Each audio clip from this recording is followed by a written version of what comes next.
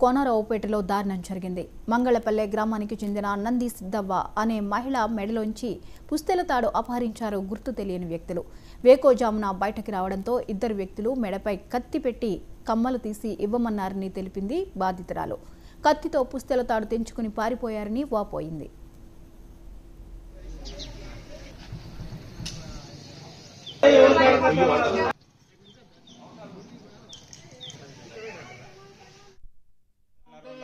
ఇంత అలిగిలేదు ఆయన ఇంత పడ్డది పడి ఏడితే ఆయన కచ్చిలా పట్టినాయి. ఏంది గిడిచేందుకు వచ్చిన లావట్టాల కల్లా తాడు పోయింది.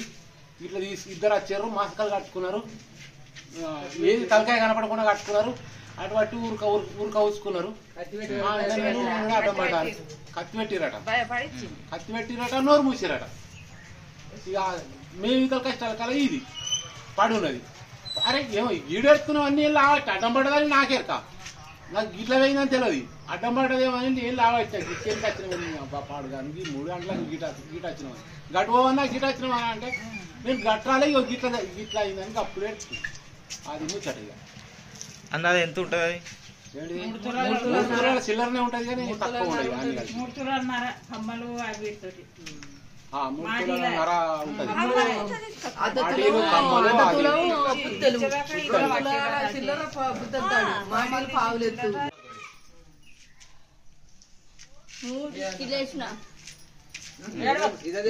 పదేశాలకు 3కి లేచి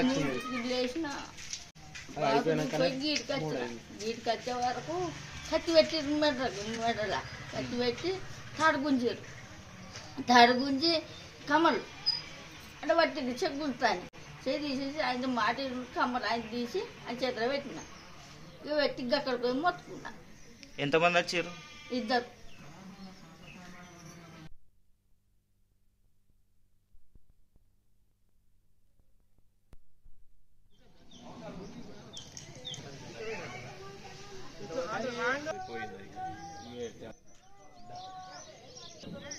చిత్త పెడితే లాజడుకుంది.